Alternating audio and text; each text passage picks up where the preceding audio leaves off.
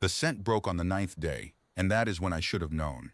I was bent over the track altar of the Silent Tooth, both hands deep in the reading, Gel following the human ship's drive wake through thread space the way my line has followed, wakes for 9,000 years, and the wake simply stopped. Not faded, not thin the way a wake thins when a quarry burns hard and gains distance. Stopped, cut clean, mid-thread, as if the ship had stepped off the weave of the galaxy the way a land beast steps off a trail and onto bare stone. Nothing steps off the weave. The weave is not a road you leave. A ship in thread space is a needle drawn through cloth. It can slow, it can turn, it can tear itself apart trying to exit between anchor points, and the tear is louder than the wake ever was. We listen for tears the way pups listen for heartbeats. There was no tear. There was a wake, 406 hours of beautiful, readable, contemptuously steady wake, and then there was nothing at all. I lifted my hands from the gel and made the sign of the broken trail, and Hask, my second, made it back at me with his ears flat to his skull, and neither of us said what we were both thinking, because there was no word for it yet. We would spend the next 200 days learning the word. The word was bait. You will want the shape of the hunt first. I am Severin Call, third track master of the Karad Hunt Sovereignty, and I held the altar of the tracking vessel Silent Tooth, fourth ship of the pack of the Eastern Verge. 36 hulls under Hunt Sovereign Mog Terror aboard the Talon of Ages. I am the only track master of my generation to come home, and what follows is my testimony given whole the way meat is given to the old. Nothing held back, nothing made soft. It began as a border call. A single human warship had crossed the Eastern Verge into Sovereignty space. One ship, alone, no escort, no flag of passage, no answer to our challenge howls. The archive identified it in 4 heartbeats. Vigil-class picket, human Terran Accord manufacture, 740 meters, crew of 300, rail armament, class retired from human service. The archive entry was 61 years old and ended with the Human Accord's own published decommission lists. A dead class, a museum hull. The duty pack laughed in the long room when the silhouette went up on the bone screens. 3 days, Mog Ter told the Sovereignty's heralds. A 3-day cull, and the height of an extinct ship class to hang in the Hall of Trophies. I did not laugh, because by the 2nd day I had its wake in my gel, and the wake was wrong. A Vigil-class picket thread burns at 4 lights sustained. The archive was specific. The humans themselves had been specific 60 years ago. In treaty filings we kept like droppings from a beast we'd never bothered to hunt. The wake under my hands was making 9 lights, and holding it the way a ship holds a parade course, and the wake was old. A drive wake carries the hull's whole life in it, every patch, every scar in the field coils, every honest year. I have read wakes my entire adult life. This one read like a hull that had been 9 decades under power without ever once going home. And that was not possible either, because nothing flies for 90 years. Navies rot. Empires reorganize and scrap their pickets. Ships do not stay out for 90 years, alone in the cold, getting faster. I sent my reading to the Talon of Ages. Mogter returned 1 line. The archive says 4 lights. Track the archive ship, not your nerves.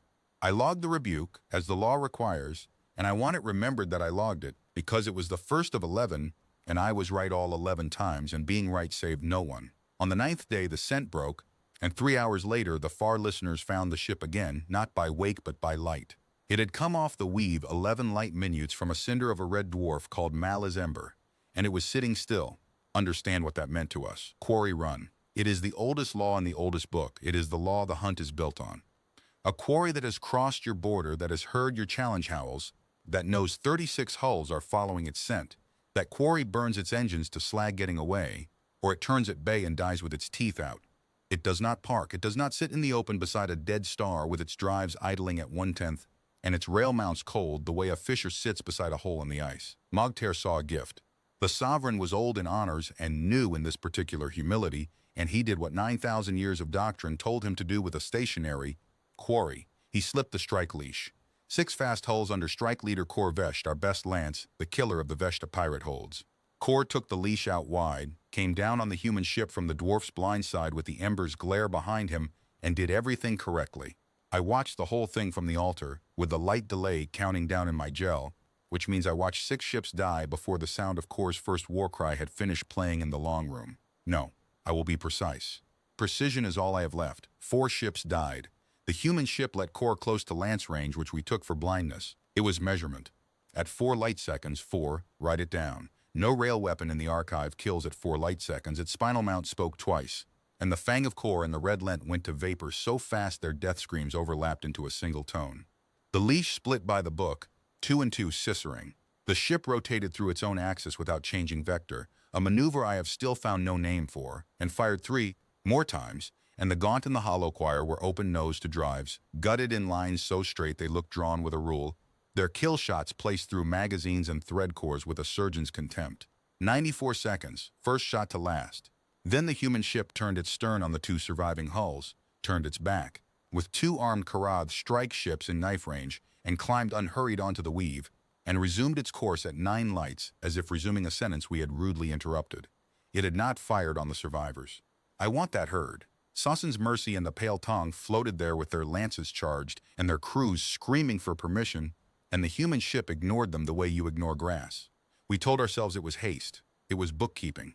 It had killed exactly as many of us as it needed for the next part of its arithmetic, and not 1 hull more, and we did not see that, because in 9,000 years no quarry had ever done arithmetic. The long room went quiet when the light reached us. Then it went loud. The Sovereign's voice came over the pack channel flat and terrible, declaring the right of full pursuit, the old right, the unbroken oath right, the one that binds every hull in the pack to the chase until the quarry's hide is taken, or the pack is dead. Singers began the pursuit canticle in the holds of 30 ships. I stood at my altar with my hands in the gel, feeling that steady 9-light wake run on ahead of us into the dark, and I made myself say the heretical thing quietly just once to Hask alone. It turned to kill and then it ran. Quarry flee or quarry fight. This one did both, calmly, and chose the order. Hask said nothing. He pulled the kill record of Kor's leash onto the small screen and we watched it, together 4 times. On the 4th pass, he reached in and froze the frame at the moment of the spinal mount's first discharge and pointed, not at the weapon, but at the hull around it. "Look at the plating," he said. I looked. The human ship's armor was a patchwork, original plate dark with near a century of particle score, newer plates set into it in mismatched grays, weld seams over weld seams, scorched shadows of old battles that appeared in no record we possessed, because we had records of every battle humans had fought since we first smelled them, and this ship had been in none of them. A hull writes its history on its own skin.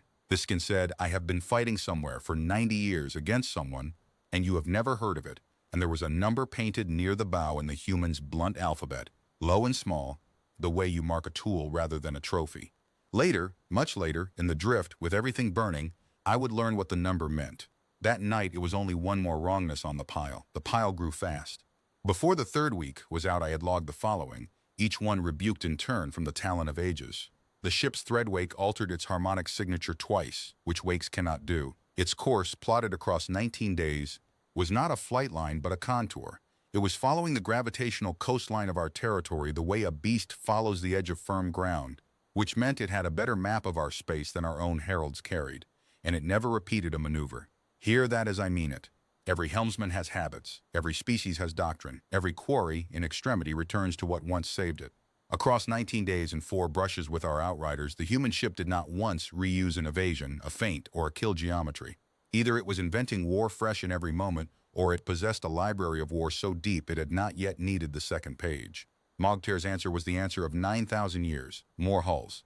The Sovereign howled up the pack of the Tallow Stars and the pack of Korid's wake, and by the 30th day of the right of full pursuit, we were 114 ships, the largest single hunt assembled in the Eastern Verge in 6 generations, flowing through thread space behind one elderly human picket like a flood following a single drop of blood. I should have starved the right when it was small. That is my sin, and I name it freely. I felt it too. The hunt rose in me the way it rose in all of us. The old joy, the line-deep certainty that there is no animal in the void that the Karath cannot run to ground, that numbers and patience and the scent in the gel always end the same way. 114 ships. A dead-class picket with mismatched plates. I stood at my altar amid all my logged and rebuked wrongnesses, and some animal floor of my brain still believed we were the hunters, because we had always been the hunters. Because being the hunters was not something we did, it was something we were. The human ship led us east and corward at 9 lights, unhurried, precise, deeper into our own sovereignty. And on the 34th day, at a way cache above the Tallow Stars, where our tenders had gathered to milk fuel to the pack, it taught us the second lesson. The lesson was not for our warships at all. It was for our supply line, and it lasted 11 minutes, and that was the day I stopped using the word quarry in my logs. The way cache above the Tallow Stars was called the Suckling Ground, and it had fed Karath hunts for 2,000 years. 19 tender hulls, 4 fuel spines, a herd of drone lighters, all of it parked in the gravitational lee of a brown dwarf where no raider had ever dared come, because to raid a hunt supply line is to put your hand into the mouth of the entire sovereignty. The human ship came off the weave inside the cache's picket sphere, inside it, between the watch hulls and the tenders, in a place our doctrine said no ship could exit thread space at all because the dwarf's mass shadow forbade it. It did not forbid the humans. I have heard the survivors describe the arrival a dozen ways, and the only constant is the silence. No tear, no flare, just the long gray hull suddenly present among them like a thing remembered rather than a thing arrived. 11 minutes. It killed the 4 fuel spines first, each with a single rail slug through the pumping heart so that they died full, unexploded, unburned. 400,000 tons of thread fuel made instantly unreachable behind wreckage too hot and too tangled to mine. It put precisely 2 slugs into each of 19 tenders, engine room and bridge, and let the hulls live. It shot the legs out from under our logistics with the parsimony of a herdsman cutting tendons, and it did not touch, listen to me, it did not touch the crew barges, the hospital hull, or the 3,000 unarmed dock hands in the habitat ring. Then it climbed back onto the weave through the same forbidden shadow and was gone, before the first watch hull finished turning. In the long room of the Silent Tooth, we received the casualty count in silence. 206 dead, all of them aboard the fuel spines and the engine decks. A hunt of 114 warships, and our enemy had selected, out of everything we had, the only targets whose loss could not be replaced inside a season and had declined with visible deliberation to kill anyone it did not need to kill. Restraint is what terrified the old ones. Wrath we have doctrine for. Bookkeeping we did not. Whisper Keeper Dren Asa came to my altar that night. She was the Silent Tooth's archivist, older than the hull itself in service years, one milk-blind eye and a memory like a closing trap, and she carried under her arm the oldest kind of record we own. Bone charts, the hand-scribed hunt maps of the first colonial sovereigns. She laid one across my gel trough without asking and put her claw on the tallow stars. I plotted its course since the verge, she said, not where it goes, where it makes us go. And then she moved her claw slowly along the line of our pursuit. The contour I had logged, the gravitational coastline, as I saw what I had been too close to see. Our course was a spiral, wide, patient, perfectly gradual, the kind of curve you would never feel from inside it. The curve of a hunt being walked. And at the spiral's center, 200 light-years ahead, her claw came to rest on a region the bone chart marked with the old death glyph, the one we put on places, not enemies. The Syndral Drift, she said, where the sovereignty of the ninth line fought the machine swarms before your line had names. 11,000 dead hulls in a cloud 9 light days wide. Thread space has been torn there for 4,000 years. Nothing weaves in, nothing weaves out. There is no fuel, no cash, no ground a ship can hold. She looked at me with the good eye and said the thing I have repeated to every tribunal since. Trackmaster, in all my reading, every beast that walks a spiral is doing one of 2 things. It is dying or it is hurting. I took it to the Talon of Ages myself. I stood in the Sovereign's bone hall with the chart and the wake readings and 206 names of the dead, and I said the word hurting to Mogtair's face, and I watched the word fail to land. Understand the Sovereign before you despise him. I knew him 40 years, and he was not a fool. He was something worse. He was a believer. 9,000 years of unbroken hunt sat behind his eyes. And inside that catechism, my chart was not evidence, it was blasphemy with mathematics attached. A quarry that herds its hunters is not a quarry, he said. And since everything that flees the sovereignty is by definition quarry, the ship was fleeing, and the spiral was desperation, and the suckling ground was luck. He rebuked me, the 5th rebuke, gently, the way you correct a pup who has scented his own tail, and ordered the pursuit pressed harder. And the human ship, as if it had been waiting for exactly that order, began to answer our pressure with lessons. I will not recite 170 days of war. The dead deserve better than a ledger. I will give you the lessons as I learned them, in the order the dark taught them to me. Lesson, it saw through our oldest trick. On the 51st day, Mogtair split the hunt, sent 40 hulls looping high over the Galact Plain to drop onto the spiral's forward arc, the pincer, the move that has ended 10,000 hunts. The human ship altered course 19 hours before our 40 hulls lit their drives. Before Hask. I checked the chronology 9 times. It maneuvered against our intention, not our motion. As if the pack's mind were awake, it could read the way I read drive trails in gel. The 40 hulls arrived at the ambush point and found a region of space recently and thoroughly seeded with rail slugs.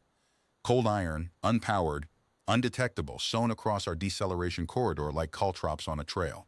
The bone garland and the howl of Edrek ran onto them at 1/8 of light speed.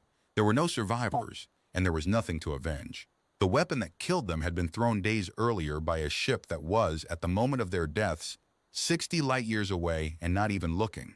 Lesson, it would not be touched. Twice in the middle months our outriders achieved lance range. Twice our leash lances, weapons that opened dreadnought plate like fruit rind, splashed across that patchwork hull and accomplished nothing our instruments could find. Not shielding as we knew shielding, the energy simply went somewhere and did not come back, and the Whisper Keeper's instruments recorded both times a brief cooling of the ship's outer plates. It drank the blow, Dren, Asa said, and there was a kind of horror in her flat old voice that I had never heard in it before. 60 years ago, the archive said these hulls carried ablative plate and prayer. Someone has spent those 60 years improving, in secret, in the dark, a ship class they told the galaxy they had thrown away. Lesson, it knew our bodies. On the 93rd day, 3 grapple ships of the Corrid Pack got close during a thread transit, a feat of helmsmanship that will be sung whatever else is forgotten, and latched boarding umbilicals onto the human hull. The umbilicals are living alloy. Nothing cuts them quickly. The human ship did not cut them. It rolled with a violence its mass should not have permitted, and used our own grapples as slings, cracked the 3 ships against each other like an adult knocking the heads of children, sheared the umbilicals at its own hull rings, and shed the wreckage into its wake. 41 of the boarders survived in suits, drifting. The human ship decelerated. We watched, sick, expecting the harvest. It launched 4 powered canisters into the debris field. Rescue pods stocked, heated, beacon-lit, built to fit Karath physiology, which meant built in advance, and then it resumed course. The Sovereign forbade the survivors' testimony from the pack channel. He was too late. Every hull had heard the rescued boarders weeping on the open band, and the thing they kept repeating, the thing that crawled through 114 ships like a sickness, was, it measured us for the pods. It has always known we would follow it. It packed for us. Lesson, the worst one, the one I still dream in, it chose what we lost. Through the middle of the hunt, our losses ran steady. 2 hulls here, 4 there, and Drenosa charted them, and the chart was not random. The human ship was culling specifically, the fast scouts, the long-eyed listening ships, the tenders, the independent-minded captains who ranged off the pack's flanks. It never once expended a shot on our heavy lance hulls, our pride, our champions. It was deleting our eyes, our reach, and our initiative, and leaving our mass, leaving everything that made us confident and slow, perfectly intact. By the 140th day, the pack of the Eastern Verge could see no farther than its own formation, refuel nowhere but its own diminishing bellies, and think no thought except straight ahead, and straight ahead, eternally patiently. At an unvarying and now obviously courteous 9 lights ran the long gray ship. It was Hask who said it first, my blunt, unimaginative, irreplaceable second. Watching the cull chart update after we lost the listening ship Star Smeller and her crew of 90. Trackmaster, this is how we take herd beasts. His ears were flat. Cut the watchful ones first. Blind the herd, hungry the herd, keep the strong ones proud in the middle. Then walk them, gentle and unhurried, with the whole horizon open and shining, walk them to the narrows. On the 144th day, the listeners intercepted a transmission. Human voice, unencrypted, aimed at no receiver we could find in 400 cubic light years, flat as still water, 11 words. The linguists rendered them, checked them, and sat very quietly for a long time before sending the rendering to the altar stations. Muster confirmed at 312, the voice said, holding course. Wayfinding ends soon. We had not yet announced the muster. The Sovereign's petition to the High Sovereignty for the full hunt muster of the Eastern Marches. 312 hulls, every blade the region possessed, had been sealed, ciphered, and sent by courier ship 11 days earlier. The High Sovereignty's ascent had come back sealed the same way, and no announcement had been made to the packs. The humans answered our most secret decision before our own captains learned of it, in the open, in our hunting grounds, in a voice that wanted to be heard.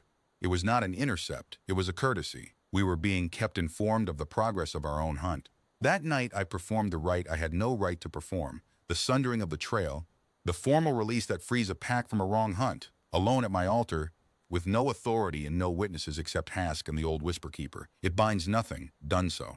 I did it anyway, the full rite, every verse, and I will tell the tribunal exactly why. Because by the 144th day I knew, in the marrow where my line keeps its knowing, that the thing running ahead of us had never been quarry, that the trail we followed had been laid for us with intelligence and forethought, and something that was almost tenderness, and that every law of the hunt, every law of 9,000 years, was working, that very hour, in perfect order, exactly as written, on the wrong side. 2 things happened in the 20 days between the sundering rite and the muster, and the tribunal's official history omits them both, because each one shames a different altar of the state. I omit nothing. Shame is evidence. The first, the sovereignty tried diplomacy. Quietly, through the neutral trade spire at Vel's Crossing, The High Heralds lodged a formal grievance with the humans' own government, the Terran. Accord, the treaty keepers, the publishers of the decommission lists. The grievance named the ship, named the class, named our dead from Malaysia's Ember and the Suckling Ground, and demanded, under the conventions both species had thumbed, that the Accord recall its vessel from sovereignty space. The Accord's reply took 11 days, and I have held a certified rendering of it in my own hands, and it is 4 sentences long. The Vigil class was retired from Accord service 61 years ago. The disposal of all hulls is a matter of published record. The Accord operates no warships beyond the line your charts call the Eastern Verge. The vessel your grievance describes does not appear in any Accord registry, active or reserve. We regret we cannot assist the sovereignty with phenomena occurring inside its own territory. Phenomena. The heralds read it as mockery and howled for sanction. Drenasa read it twice in the human original and set it down with the particular stillness she saved for documents that frightened her, and gave me the true rendering. It is not mockery, Trackmaster, and it is not even a lie, she said. I would stake the archive that every sentence of this is true in their own law. The class was retired. The hulls on the lists were destroyed. Observers watched them cut. Whatever is ahead of us was never on a list. Do you understand what they have built? A fleet that is not a fleet. Ships with no registry, no flag, no government that will own them. A thing you cannot recall, cannot sanction, cannot negotiate with, because on paper, in every archive in the galaxy, including theirs, it does not exist. They have not refused our grievance. They have shown us that there is no door to nail it to. She was right, and the proof is in the sequence the tribunal refuses to print. The Accord's reply was logged at Vel's Crossing on the 156th day. On the 157th, the human ship altered its unvarying 9 lights for the first and only time of the middle hunt, eased to 8 for a single watch, as if pausing to read its mail, and then resumed. The Whisper Keeper saw me note the correlation and did not laugh. Their government answers in 4 sentences that it owns nothing out here, she said, and the thing it does not own adjusts its stride the next day. The hand and the glove are having a conversation, Severin, and both of them know we are reading it, and neither of them cares. The second omitted thing was ours, and it cost 28 hulls their honor and very nearly their lives. Pack leader Gore Maleth of Corrid's Wake, a champion, a holder of 9 trophy jaws, a male who had whispered since the Talos Stars that the Sovereign had gone cautious and the Trackmasters had gone soft, broke from the pursuit. Lying on the 159th day without leave, he took his 28 hulls ahead of the Spiral's arc by forced threadburn to the iron. Vale, a mining hold strung across the human ship's projected course, and there he built, in 30 hours, the killing trap our doctrine calls the throat snare. The hold's mass driver platform slaved to his fire control, 2,000 seeker mines sewn across the corridor approaches, his pack dispersed cold among the ore barges with reactors banked. It was well done. I have reviewed his dispositions, and I say as a professional that it was the finest snare laid in the marches in my lifetime, and that he laid it across the path of something that had been reading our doctrine like a bone chart, since before his grandsires took their first trophies. The human ship arrived 31 hours early. Before the mines finished arming, before the platforms finished slaving, while the snare was still a drawing of a snare, it did not avoid the trap. Hear this part exactly, because everything we are is in it. It transited the trap, dead through the heart of it, down the one corridor Gormaleth's own engineers had left clean for their supply lighters. Corridor that appeared on no transmission, that existed nowhere except in the pack's internal work orders. At parade speed, lights dark, while 2,000 unarmed minds watched it pass like pups too young to know what they were seeing. And as it crossed the snare's exact center, a beam of the hidden flagship of Corrid's Wake at a distance of 2 light seconds, it fired once. 1 slug. Through the Wake Render's drive cluster, aft to 4, with such placement that the flagship of the proudest pack in the marches was left whole, lit, warm, crewed, and stranded, engines gone, drifting in the middle of her own perfect trap for every hull of her pack to see, like a champion staked out on his own snare lines. It killed no one at the Iron Veil. That was the sentence it had come to write. Gormaleth had built a machine to prove the quarry could be outthought, and the quarry had walked through the machine's heart by the service door, hamstrung the architect in front of his own pack, and resumed course without spending a second slug. And 28 hulls of Corrid's Wake limped, back to the pursuit line towing their own flagship, in a silence that spread through the fleet faster than any casualty list. The believers had answers for slaughter. Slaughter is war. No one had an answer for being graded. The desertions began that same week. 2 strike hulls of the Tallow Pack, the Lean Year and the Red Weather, peeled off at a relay point on the 163rd day and ran for the Homestar's transponders dark. In 600 years, no Karath hull has deserted an active hunt. The word itself had to be retrieved from the old books. Mogter did not pursue them. He had no fast hulls to spare. The human ship had eaten his fast hulls with a forethought we were only then learning to see whole. And so he did the harder thing and struck their names from the rolls without comment, and the fleet pretended not to notice, and noticed nothing else for days. I record their names here deliberately, against the tribunal's custom of erasure. The lean year and the red weather saw the shape of the spiral before their sovereign did, and ran and lived. Cowardice is a poor word for the first sane act of the whole middle hunt. Let their names stand in my testimony with that sentence beside them, because 9 ships came home from the thinning, and those 2 made 11 of us, and shame, as I said, is evidence. So mark the state of the great hunt as it converged on the gates of Vesh 8 days before the muster. Our government had been told, in writing, by the quarry's government, that the quarry did not exist. Our finest snare layer had been hamstrung on his own snare without a single death, as a courtesy or a lesson or both. Our first deserters in 6 centuries were running for home with their ears flat, and ahead of us unvarying, courteous. At 9 lights along the spiral, it had been walking since the leaves first turned on whatever world its builders watched it leave. The ship that no registry contained ran on toward the Syndral Drift, pulling behind it everything the eastern marches had left. We came on. Of course we came on. The law was 9,000 years old, and the law said that what flees is quarry, and not one verse in all the old books. Dren Osa told me on the last night before the gates, so much as imagines the other possibility, because the books were written by hunters, for hunters, in the absolute certainty that hunters is what we were. The humans, she said, appeared to have read our books. And somewhere beyond the verge, in the dark, the Accord's 4 sentences had so carefully fenced off from question, it seemed they had also written their own. And we were not the readers of those books, Trackmaster. We were the worked example.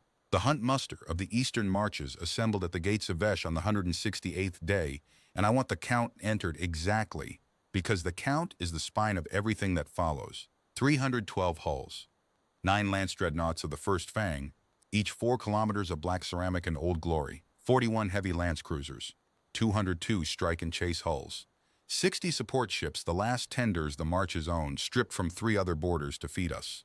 Counting crews, flight wings, and the sovereign's court, 900,000 Karath, the largest single gathering of our kind under arms in 6 generations, summoned to end one ship. The day the first Fang's dreadnoughts came off the weave above the gates, banners burning along their flanks in plasma script, the long room of the Silent Tooth shook with howling pride, and I stood in it like a stone in a river. I had spent the night with Dren Osa's bone charts. The muster point, our muster point, chosen by the Sovereign's own sailing masters for fuel and position, sat 17 light-years from the mouth of the Syndral Drift. The spiral had delivered us. We had arrived in our wrath and our majesty at the gathering pen beside the Narrows on schedule, and we had built the pen ourselves, and we were proud of it. I petitioned for audience and got it. Say that much for Mogter, he never once refused me his face. In the bone hall of the Talon of Ages, under the jawbones of 1,000-ended hunts, I laid out the whole arc, the spiral, the cull chart, the pods built for our bodies, the intercept that named our muster before we did. I argued, last and hardest, the simplest fact in all of it, the one a pup could read. In 200 days, across 400 light-years of our own territory, with every advantage of ground and number, we had not yet forced the human ship to do one single thing it did not appear to have already intended. Not one course change, not one engagement, not 1 hour of its schedule. War is the contest of wills, Sovereign. Where in 200 days is the mark of ours. He heard me out. The old believer heard me to the end, claws folded, and when I had finished, he stood and walked to the jawbones and put his hand among them, and what he said I report exactly because it deserves to survive him. Trackmaster, you may be right. I have read your logs. You are no fool, and I have rebuked you 5 times and archived every rebuke beside the evidence that shamed it. But look behind me. 312 hulls and 900,000 of the line stand at the gates of Vesh because a single ship crossed our border and gutted our pride. If I turn the muster now, if the sovereignty runs from one elderly picket on the strength of a trackmaster's gel and an old female's bone charts, then the law of 9,000 years dies at the gates of Vesh without a shot. The hunt is not what we do, Severin, it is what we are. If this thing ahead of us is truly the hunter and we the herd, then better we learn it with all our blades in our hands. And if you are wrong, we take its hide, and you will sit at my right at the feast, and I will pour for you, and we will laugh about the spiral until we die fat. I did not laugh, but I obeyed. Let the tribunal hear that I obeyed, because Hask obeyed, and Drenasa obeyed, and 900,000 obeyed, and obedience is a sin that must be shared to be understood. The muster left the gates of Vesh on the 173rd day in full hunt array, a formation 40 light minutes across, so vast it had weather, and ahead of us, on every altar in the fleet, that single steady 9-light wake ran on toward the drift like a thread of saliva running ahead of a tongue. And then on the 181st day the human ship slowed. It came down off 9 lights for the first time in half a year, eased to 6 to 4 to a crawl, letting the muster's leading edges fold around its position in a great horned crescent. The sailing masters sang out the geometry of englobement, the masterwork of our doctrine, the closing hand. 300 hulls arranging themselves into a hollow sphere of overlapping lance arcs with the human ship drifting toward its center and the drift's outer shoals a wall at the quarry's back. Perfect. Textbook. The believers wept at their stations. I heard them on the pack channel, singing the canticle of the closing hand, and I sat at my altar reading the geometry their own instruments were showing them, and the geometry said something so simple, so naked, that I could not make anyone hear it. The sphere had taken us 4 days to build. 4 days of maneuvering at combat dispersion, drinking the last of our tenders dry. A ship that had evaded our every formation for 6 months, had watched us build a cage around it for 4 days, at walking pace, and had adjusted its drift. I measured it, to remain courteously at the cage's exact center. It wanted the sphere built, I told the command channel. The 8th rebuke arrived within the hour. It is in the archive, time-stamped, 9 words long, the last formal words Mogtair's flagstaff would ever address to me. The hand is closing, Trackmaster. Tend your gel.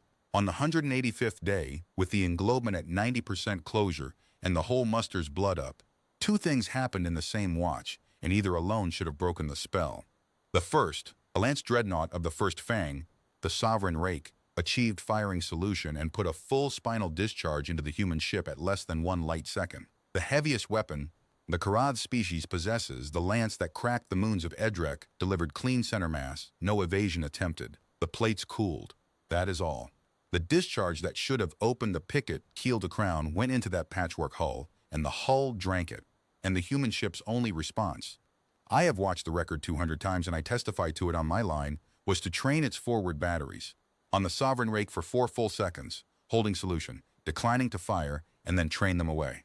It spared the flagship killer in front of the entire muster, not mercy. Demonstration. A creditor showing you the ledger before naming what you owe. The second thing was quieter, and it was Drenasa who caught it, because she had stopped watching the enemy ship days before and begun, with an archivist's instinct for the real document, watching its surroundings. The thermal map of the ship's drives, charted across the entire pursuit, all 400 light-years of it. Reactor output inferred from wake heat, day by day. Never above 1/10 of the hull's evident capacity, never. Not during the kills at Malle's Ember, not during the suckling ground, not under the Sovereign Rake's lance, not at 9 sustained lights with 300 warships on its scent. 1/10 flat for 200 days, with the unhurried economy of a thing keeping its breath even, keeping its strength banked against an appointment. She brought the chart to my altar and laid it in the gel light without one word, and we stood and looked at it together, and old as she was, blind-eyed as she was, her hands were not steady. It has been idling, she said finally. 200 days, Severin. The chase that cost us 38 hulls and the pride of the marches, that was the creature walking. We have not yet seen it run. We have not yet seen anything. I asked her the question I had been keeping under my tongue since the Tallow Stars, because she was the only soul in the fleet old enough to answer it. Keeper, the number on its bow, the small number painted low, like a tool mark.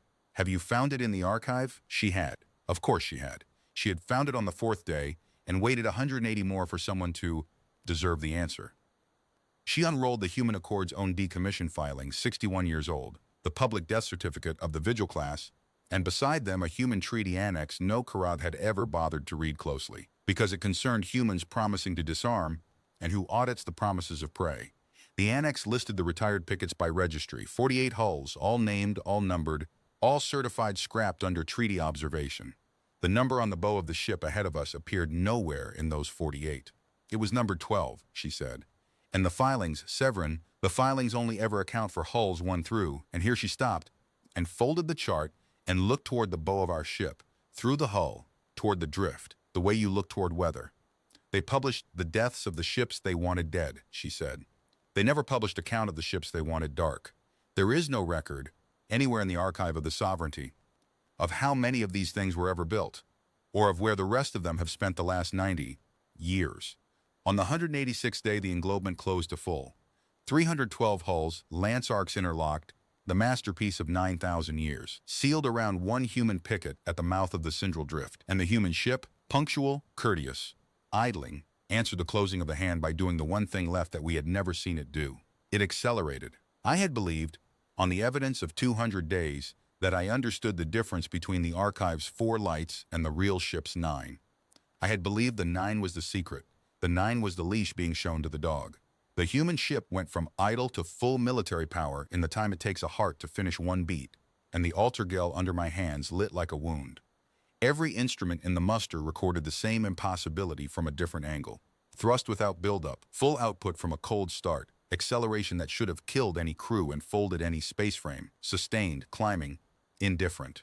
It crossed its own englobement's inner kill zone before the first lance found solution. It passed through the interlocked arcs of 312 warships, the closed hand, the masterpiece, the way a blade passes through smoke, and the smoke fired everything it had into the space the blade had already left. 11 of our own hulls were struck by our own crossfire in those 90 seconds. The human ship was struck by nothing. It did not return fire. It had an appointment. It went into the mouth of the Syndral Drift at 1/4 the speed of light, and the drift swallowed it. Wake! The wake I had lived inside for 200 days, the wake that had become the shape of my own pulse, was gone. Thread space does not exist inside the drift. There was nothing to read.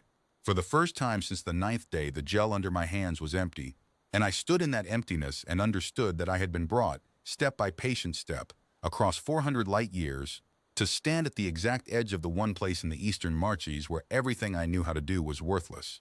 The muster hung at the drift's mouth, 312 blades around an empty wound, and for one watch, the hunt held its breath, and sanity had its final audience. The sailing masters laid out the choices in the sovereign's bone hall, and I was there, summoned at last too late to say I told it true. The first choice, seal the mouth and besiege.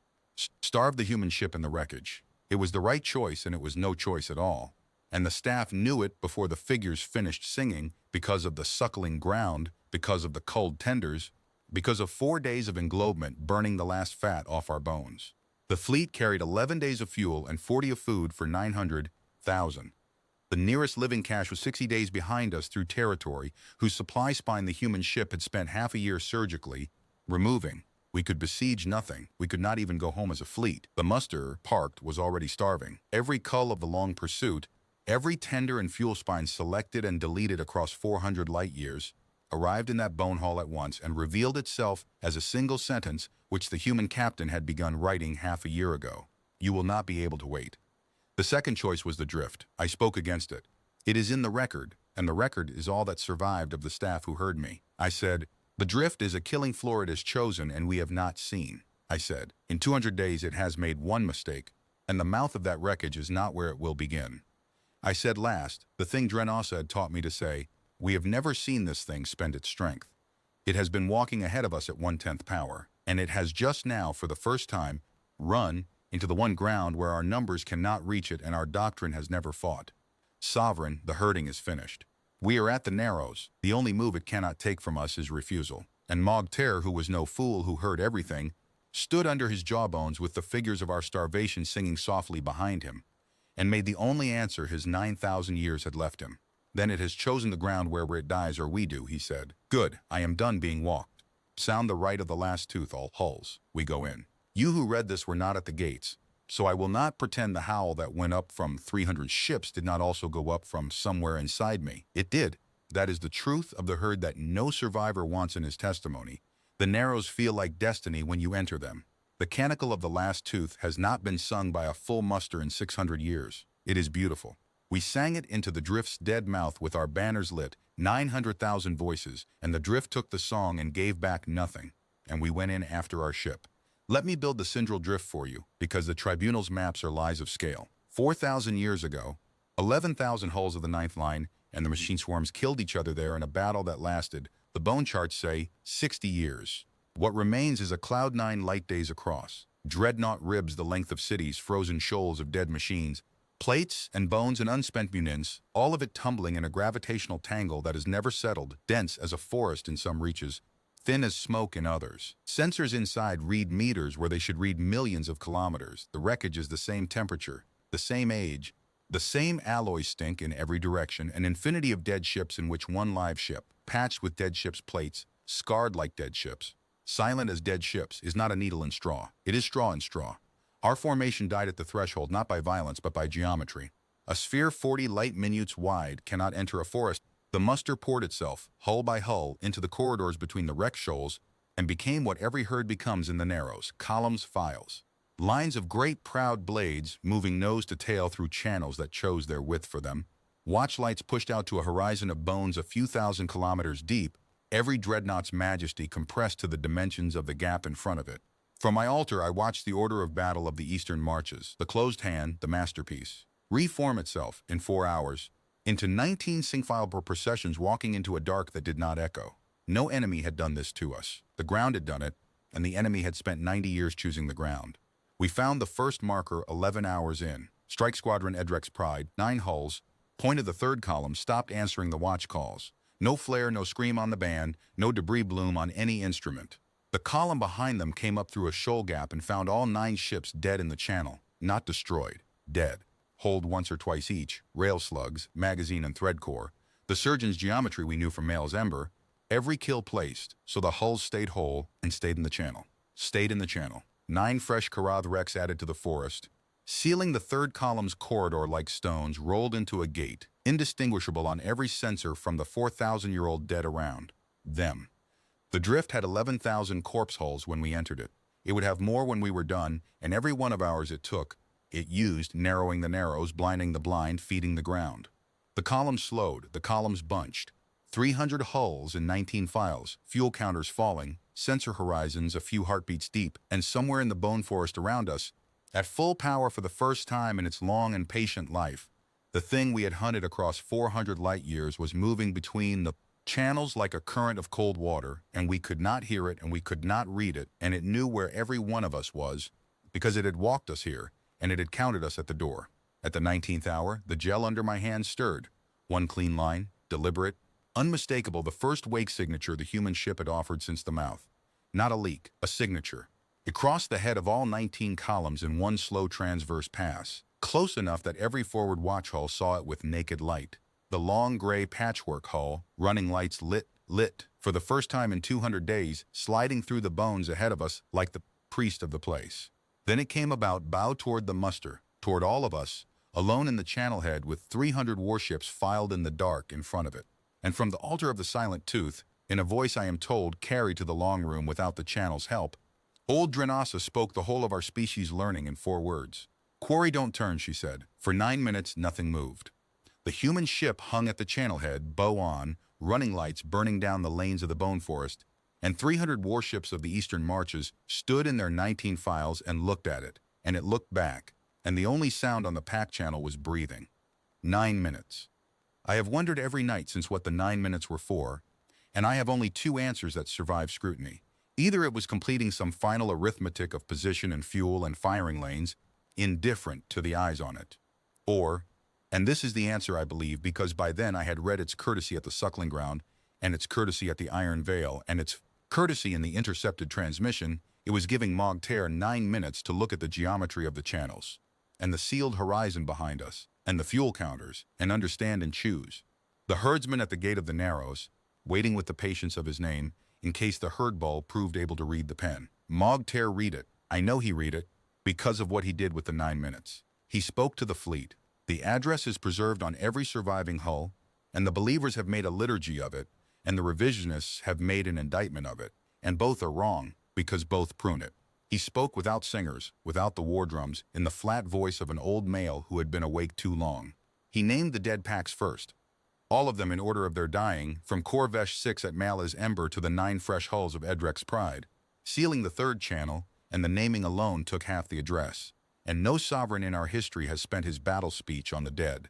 Then he said this, I render it whole. Packs of the marches, I have led you 400 light years after a thing that my trackmasters told me, early and often, was not what the law said it was. They were right, and I rebuked them, and the rebukes are in the archive, and when this is over you may weigh them against me, for the law provides that too. But hear me once, because I have earned one hearing. Behind us is a sealed horizon and 11 days of fuel, you know it. I will not lie to you in the hour of teeth. Ahead of us is the thing that sealed it. I do not know what it is. I have stopped pretending the books know. I know only this. It has spent 200 days declining to kill us when killing us was cheap, and there is no verse in the law for that. And so we are past the law, packs all of us together in the dark, the first Kara in 9,000 years to stand where the trail truly ends. Whatever it is has agreed to be here, in reach of every lance we have at last. So we will do the one thing we are, the only thing we have ever been, and we will do it now with the whole strength of the marches, and learn the truth that the only ranged truth is sold. Sound the advance. And if the law is wrong, if we were never what the book said we were, then let it be unwritten here by all of us at once, and not in pieces in the dark for 100 years. The hunt does not creep. Forward. You may judge the speech. 900,000 of the line went forward on it, and I went forward on it, and I had performed the sundering with my own hands, and still my blood rose when the drums finally came in. That is what the revisionists who were not there will never put in their histories.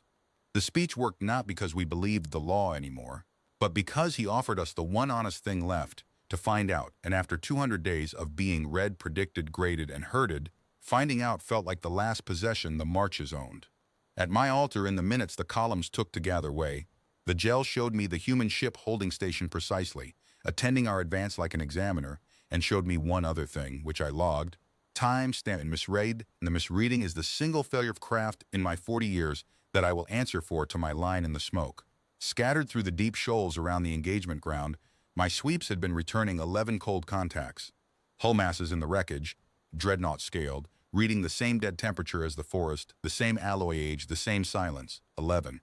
I marked them as ancient wrecks of the ninth line, anomalous only in the neatness of their spacing, and Hask remarked that the spacing was a ring around the channels, and I, who had spent 200 days being taught exactly how this enemy used the dead, wrote spacing artifact, gravitational sorting in the log, because the alternative was a thought too large to think in the time the drums allowed. The instruments of the Silent Tooth found the sleeping Deep Watch 19 hours before the thinning, spaced in a perfect ring around the ground their sister had chosen, and her trackmaster filed them under geology. Put that in the histories, too. The humans did not only beat our lances, they beat our imagination, and that wound was the mortal one, and it was self-inflicted, and it was mine. Drenasa came up to the altar as the advance gathered, ostensibly to secure the bone charts for maneuvering. Truly, I knew her, to stand where she had stood since the fourth day, beside the gel, beside me. The drums were rolling down the channels, hull to hull, in the old cadence. The forward dreadnoughts were charging their spinal lances. The gel rippled with 300 reactors going to warload, a sensation under the palms like a riverbed waking, and through it, dead ahead, that one steady idle, 1/10 unhurried, attending. She watched the contacts crawl and said quietly in the voice she used for filing, not for fear. Whatever happens in the next watch, Trackmaster, the archive requires me to note that it has all already happened. Whatever we are about to be shown was decided before the muster, before the spiral, perhaps before the verge. We are not approaching a battle. We are approaching the publication of a result. And then, because she was Drenasa, with her milk-blind eye and her trap of a memory and 4,000 years of bone charts in her hands, she straightened the chart weights with 2 precise claws and added the sentence I have chosen to be the last thing I think when the smoke takes me, because it was the bravest sentence spoken in the Syndral Drift that day, braver than the sovereign's whole address. Note further that the result is not yet filed, and the archive has been wrong before, and I should like very much, just once before I die, to catalog a miracle. The drums reached the front of the columns, the lances reached full charge. 312 hulls of the hunt muster of the Eastern Marches, the last great formation of the oldest hunting species the galaxy had ever produced, went forward into the Narrows together, and the long gray ship at the channel head, patient beyond all our books, watched its herd commit to the gate and judged its arithmetic complete, and stopped idling.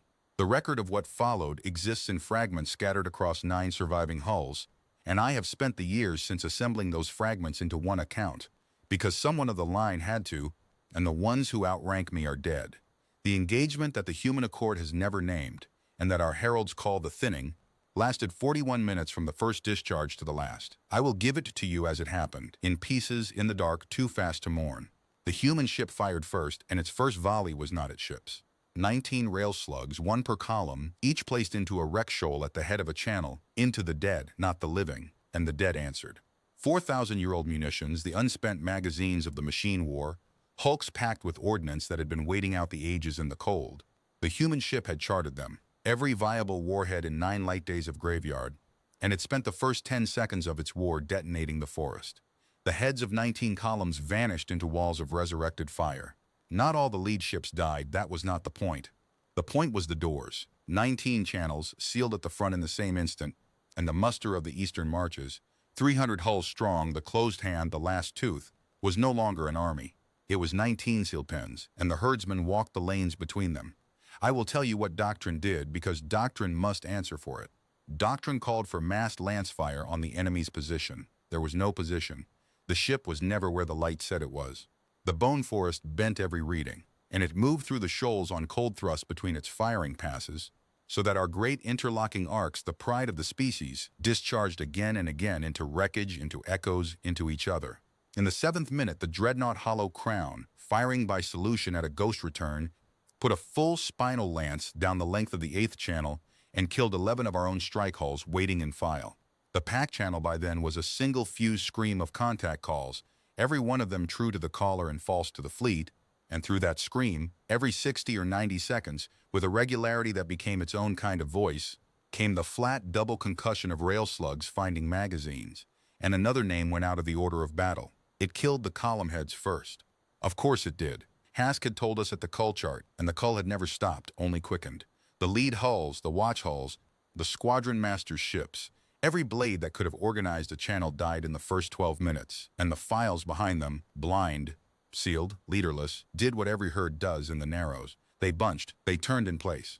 They pressed back down their own channels toward the open, and found that the ship had been ceding their line of retreat while they faced the other way, and the rear doors closed one by one, wreck by fresh wreck, and the pens grew smaller. Corvesh's old command, the strike wing of the eastern verge, the survivors of Maal's ember, they tried the brave thing. 40 hulls scattered themselves into the shoals, abandoned formation entirely, went hunting alone and packless, the way our oldest songs say the first Karath hunted, before doctrine, before the sovereignty.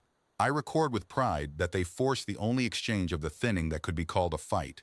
In the 19th minute, 3 strike hulls of that wing put eyes on the human ship simultaneously in the channel we now call the Red Lane, and got their lances off, all 3 clean. And I record with my hands steady that the human ship took all 3 discharges on its plates while completing the firing past it, had already begun, killed the hull it had been aiming at, and then killed the 3 brave ones in an unhurried left-to-right traverse lasting 9 seconds, and its plates cooled, and it went on.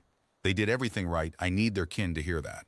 They did everything our 9,000 years know how to do, and the sum of all of it, delivered perfectly, bought 9 seconds of the enemy's attention. In the 23rd minute, the first Fang made its stand, and the first Fang deserves its page. 9 Lance dreadnoughts, the old gods of the marches, 4 kilometers each, had backed themselves by main strength into a cathedral hollow in the wreckage, a bubble of open space walled by the ribs of an ancient machine, Titan, and there they formed the Ring of 9, bows out, arcs interlocked, the oldest and strongest figure in our book. Nothing in the history of the species has broken a Ring of 9. The human ship did not break it. The human ship declined it. It circled the cathedral hollow once, outside the ribs, reading the ring the way I read Wake's, and then it fired upward, 11 slugs, into the dead Titan spine above the hollow, and 4,000 years of arrested collapse resumed. The ribs came down. A cathedral of bone the size of a moon's crust folded inward on the Ring of 9, slowly, hugely, with a patience that matched its killers, and the strongest formation the Karath have ever fielded was not defeated, it was buried. The Fang's flagship, the sovereign rake, the hull that had lanced the human ship at 1 light second and been spared in front of the muster, transmitted until the end. Her last sending was not a scream. It was the rake's old huntmaster, voice level, reciting the count of the collapsing ribs as they came down, a trackmaster to the last, telling the fleet what the instruments saw. The debt the human captain had declined to collect at the englobement, the ground collected at the hollow. The ledger, as always, had been exact. At my own altar, in those same minutes, I was doing the only hunting left to me. I had no weapons. The Silent Tooth is a tracking vessel, eyes and gel, and 190 crew. But the drift's chaos cut both ways for no one but me. I had 200 days of this one ship's wake in. My hands, I knew its breath the way I knew my own, and in the bone force screaming false light, I found I could follow it. Not its position, its intention. The cold thrust whispers between firing passes, the rhythm of its patience, the grammar of where it would be. I could read it, the way Hask had read the cull chart, and what I read as I tracked the thinning from inside it is the thing I came back to say, so I will say it now, plainly, while the fragments around it are still screaming. It was not fighting us. There was no rage in it, no risk, no contest of wills, because a contest requires two. What moved through the channels of the Syndral Drift that day was a herdsman doing professional work with a herd that had been walked, weighed, sorted, and penned, cutting the leaders first, folding each pen in on itself, leaving the strong, proud ones for the ground to take, spending exactly the strength each task required and not one breath more. We had crossed 400 light years, asking what kind of warship this was, and the answer, delivered in the Drift's own language, was that we had the noun wrong from the first day. It was never a warship being hunted by herdsmen. We were herdsmen who had been hunted the whole time by a war. In the 31st minute, the grammar of its movement changed. The firing passes, which had walked the 19 pens in a great methodical circuit, broke off, and the cold thrust whisper under my hands turned inward, toward the center of the muster's broken sphere, running straight and unhurried and open, lights lit again, hiding from no one, a thing whose work was nearly done, walking toward the last appointment of the day, toward the talon of ages, toward the sovereign. And Mogter, 9,000 years of believers, behind his eyes and his muster dying around him in the dark, saw it coming on his own altars, and did the last thing left in the book.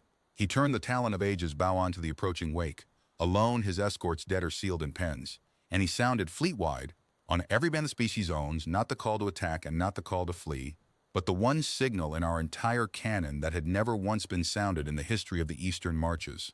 Hask looked up from the gel with his ears flat, and in the long room of the Silent Tooth, 190 of the line heard the sound our people had built 10,000 years of doctrine specifically, so that no Karad would ever have to hear.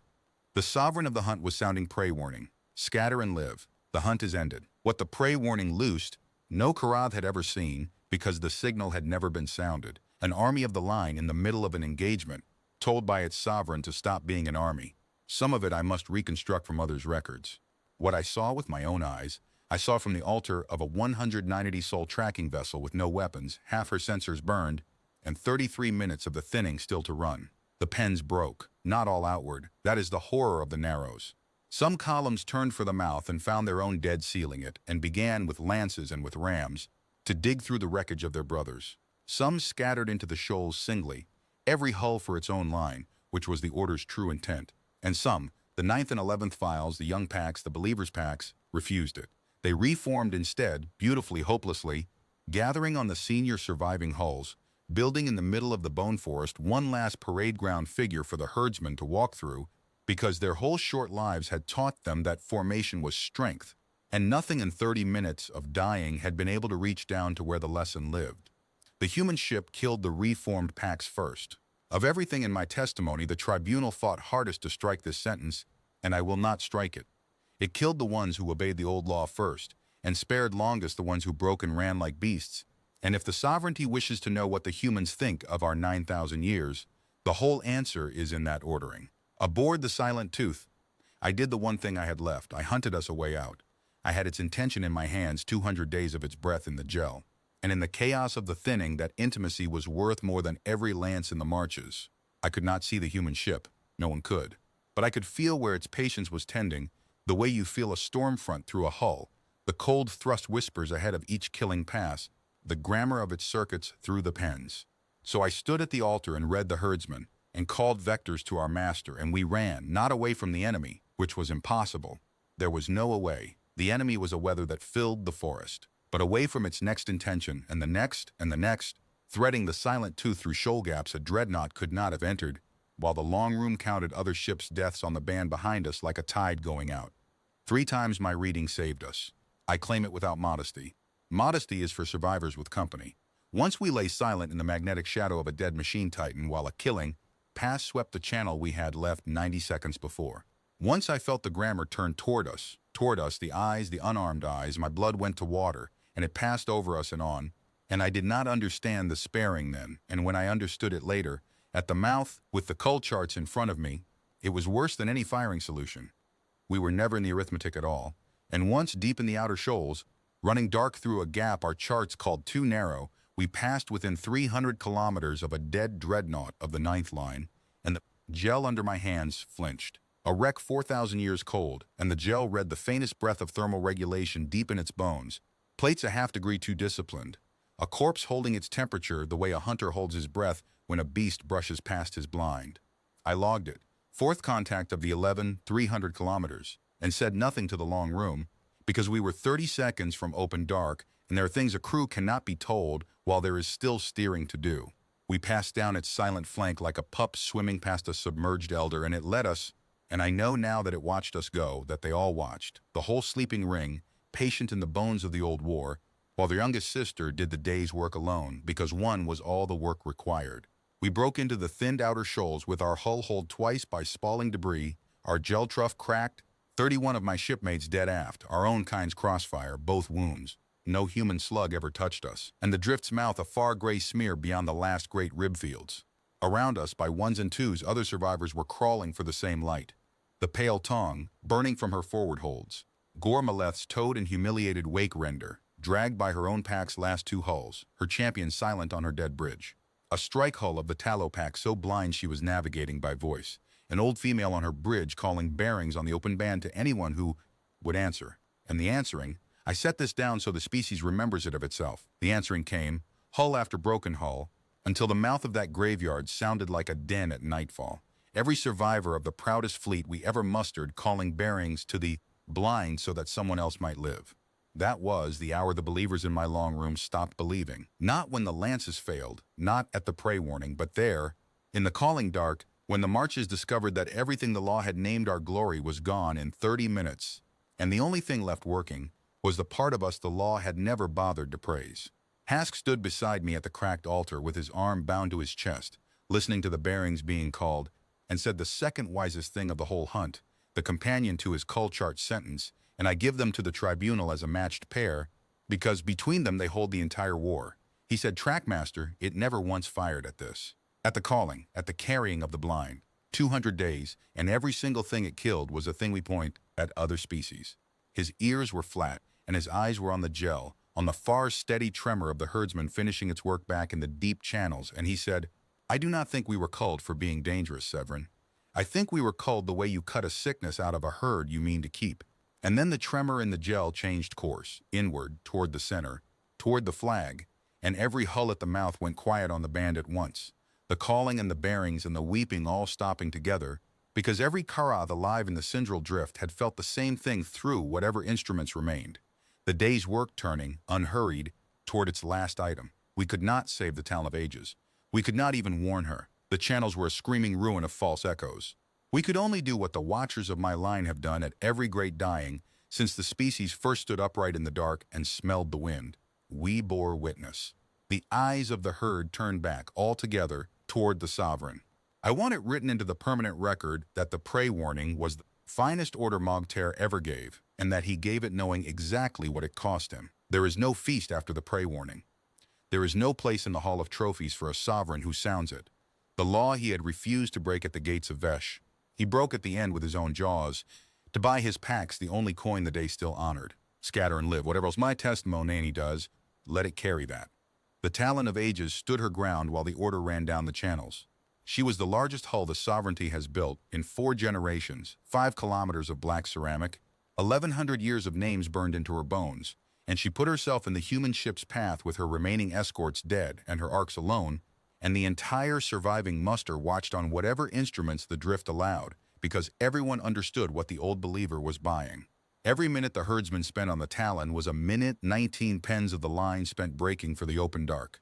The human ship granted him 4 minutes, and I have never decided whether the granting was contempt or honor, or whether, to the thing we hunted, those were ever different words. It came up the center channel into the Talon's full bearing, into everything she had, point blank as such hulls measure, no shoals between them, the one clean field of fire the Syndral drift had offered the Karath all day.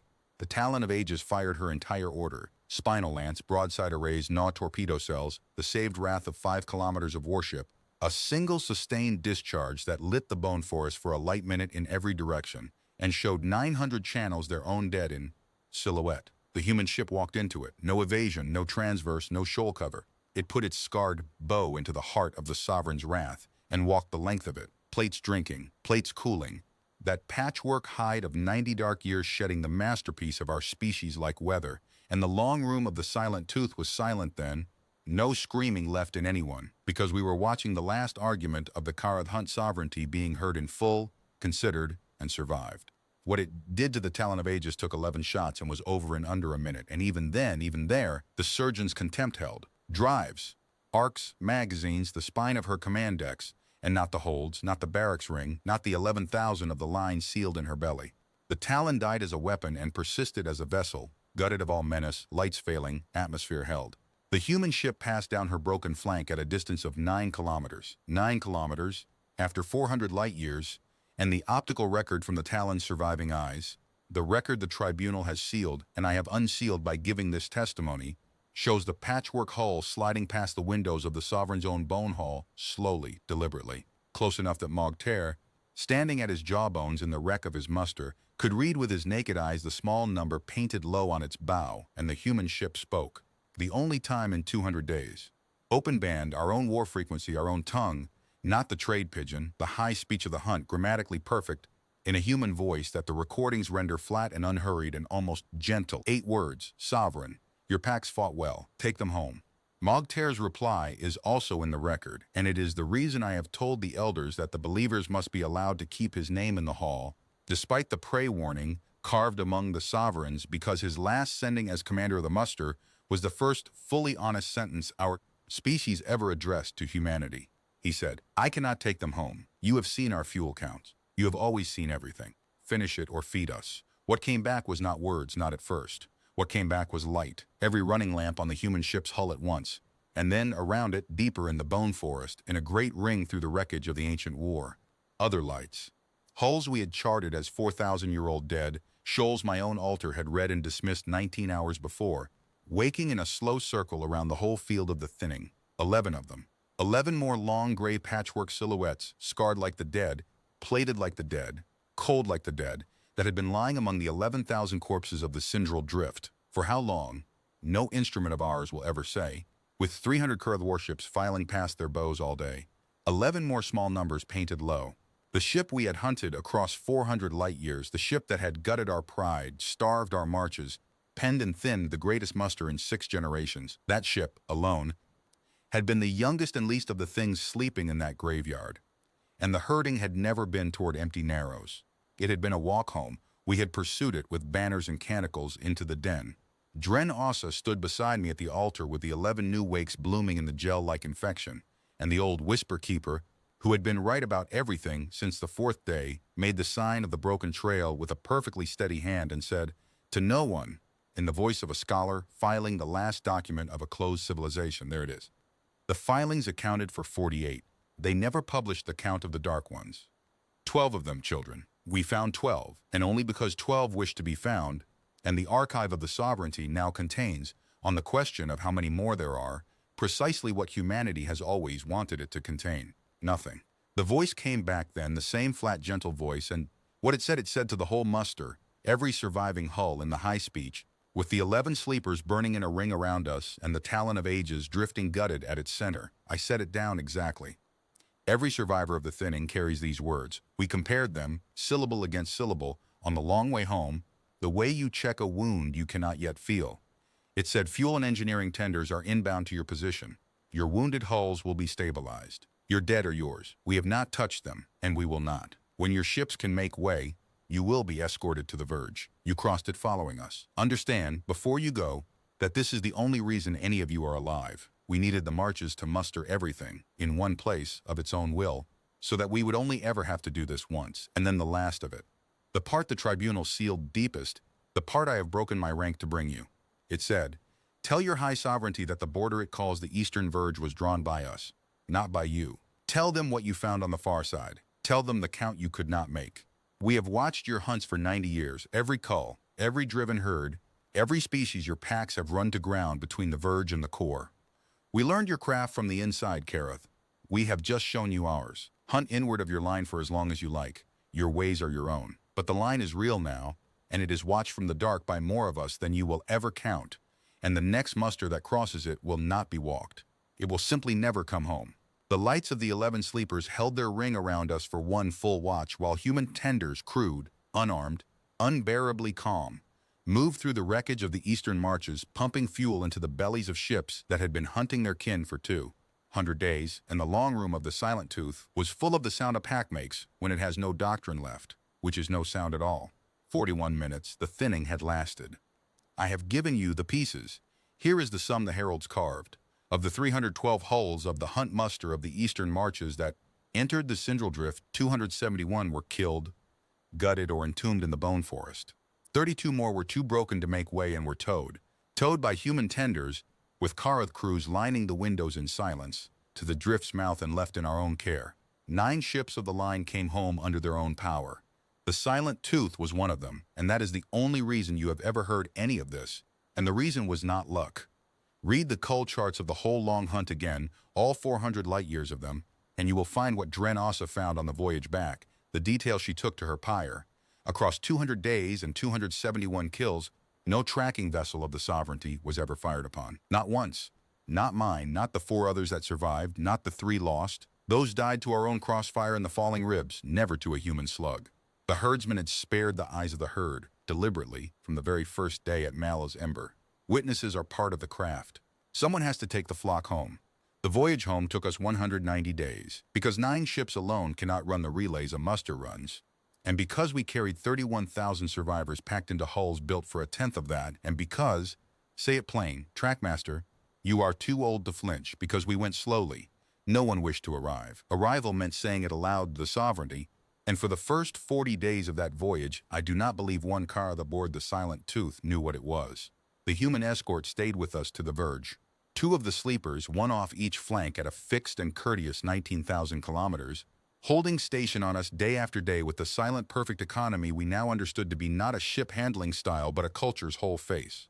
They never hailed, they never closed. When our wounded reactor on the Pale Tong went toward Cascade on the 61st day and her crew began abandoning, a human tender was alongside in 3 hours. 3 hours in a region our charts called empty, and her people went aboard a Karath hull, with their gray suits and their slow, careful hands, and stabilized a drive architecture their species is not supposed to understand. And left without accepting the surrender the Pale Tong's master tried 4 times to offer. The humans seemed not to recognize the gesture. Or, Dren Ossa's reading, and I have come to share it, they recognized it perfectly, and declined it the way the long gray ship had declined the Ring of Nine. Not from mercy, from bookkeeping. A surrender obligates the victor. They did not want to own us. They wanted us delivered. At the verge itself, at the line their flat voice had told us was theirs and had always been theirs. The 2 sleepers stopped as if against glass, and the ship we had hunted came up from astern for the last time and made one slow pass down our 9-hull column, close, lights lit, and every survivor of the thinning came to the windows. That is not a figure of speech. The masters of all 9 ships ordered it. Cruise to the glass, in silence and rest posture, the honor we give to the pyre of a sovereign. The patchwork hull went by at half a kilometer. After 400 light-years, half a kilometer, and we read her skin like a bone chart. The scour of 90 years, the scars of battles fought in no recorded war against enemies the galaxy has not met yet. The welded plates of other hulls, some of which, I understood at last, were almost certainly the plates of dead human pickets. The sisters whose count we would never make, ships that had spent themselves somewhere in the dark beyond the verge doing for 9 decades whatever. This one had done to us in 200 days. And low on the bow, small the way you mark a tool, the human numeral 12, and below it, in the blunt human alphabet, stenciled without flourish, a name. Dren Ossa rendered it for the long room.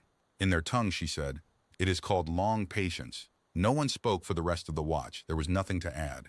A species that had been told for 60 years that humanity's border pickets were scrapped and rusting had just read the truth stenciled on the truth. They had not decommissioned their watch. They had renamed it, darkened it, and set it loose beyond their own line for 90 years, and what they had named it was not a boast and not a threat. It was a work order. We mocked the humans once in the early filings for naming ships like farmers. We understood at the verge, with the herding finished and the flock delivered, that we had been reading the names of the only species in the reachable galaxy that tells you exactly what it is, in writing, on the tool, and waits to see if you can read. The long patience crossed back over the verge without ceremony, and the dark took her the way the dark had given her to us on the 9th day. And that was the last sight any Karath has had, to this hour, of any of the 12. You know the rest. Tribunal, you administered the rest. The Sovereignty did not believe 9 ships. The Sovereignty believed the fuel manifests, the kill records, the optical archives, the 1,100 hours of Altergel I surrendered under seal. And the count, above everything, the count, because we are an old species, and numbers are the one language pride cannot argue with. 312 hulls entered the Sindral Drift. 271 remain there forever. In the bone forest, among the 11,000 of the ninth line, a new ring of the same tree. 9 came home. One ship did that. One elderly picket of a class the galaxy's archives certify as extinct, crewed by we still do not know how many. Running, Dreadnought's thermal charts went under seal with everything else, but I gave 40 years to the gel and I will swear it on my line. Running, for all but 41 minutes of a 200-day hunt, at 1/10 of its strength. The High Sovereignty drew the conclusions it could bear to draw. The hunts beyond the eastern verge are ended. The writ now reads, the old formula reserved for plague space and the dens of things we do not name, hunt not past the line for the line is held. Our heralds put the death glyph on the verge itself, the mark we put on places, not enemies. And the believers tell the pups it is because of the torn thread space of the drift, and the pups believe it, for now, the way we believe the archive's 4 lights. The doctrine of the closed hand has been withdrawn from the academies for revision. It has been 11 years. The revision is not finished. I do not think it will be finished, because the masters assigned to it keep arriving at the same first principle and stopping, and the first principle is this. Every formation in the book assumes the other side is quarry, and we have now met the other thing, and against the other thing the book does not need revising. It needs burning. They ask me, the pups, the heralds, once a tribunal, now mostly the dark, at the hour when old trackmasters stop sleeping, what the humans are. The sovereignty has its answers filed. Prey that is not prey. The herding species, the watchers past the verge, all of it true. None of it the scent itself, and I am the last alive who held the scent for the whole 400 light years. So before the pyre takes my testimony into smoke, here is the only answer I trust. On the 9th day of the hunt, the wake under my hands stopped clean, mid-thread, and I made the sign of the broken trail, and somewhere out in the dark, a thing we had catalogued as a dead ship of a dead class, noted that the Karath had taken the bait and adjusted its idol, and was not excited because it had done this before and was built, was named for nothing else. Every day after that, every loss, every rebuke, every canicle, every proud closing of the hand happened on its schedule, inside its patience, between a herdsman and a herd that believed to the last hour it was the wolf. We were 9,000 years old, 312 hulls strong, hunting in our own marches, and we never, from the first scent to the ring of sleepers waking, held the initiative for a single watch. That is what the humans are. They are the proof that the galaxy's oldest law was always written from inside the pen, that what makes a hunter is not hunger and not numbers and not 9,000 years of unbroken trails. It is the patience to be mistaken for the prey, for as long as the work requires. The sovereignty keeps the optical record of the thinning under triple seal. But I kept one thing they did not think to take from an old male with bad eyes and broken rank, the gel memory in these hands. 40 years of wakes, and one of them I will carry into the smoke. Long, steady, contemptuously even, 9 lights without a tremor, 200 days without one mistake. On bad nights I can still feel it running under my palms, out beyond the verge, on station in the dark where the count of its sisters is a number no archive in the galaxy contains, and I find at the end of everything that I no longer pray it never returns. I pray only that if a muster of fools ever rises again on this side of the line, singing the old canticles, certain of the old law, hungry to make the count come out differently, somebody shows them my testimony first, all of it, down to the last sealed syllable, and reads them the arithmetic carved over the Hall of Trophies burned doors. 312 went out. 9 came home. The hunters of the eastern marches chased one human warship for 400 light years, and it was never once running, and the galaxy is very large, and they built at least 12.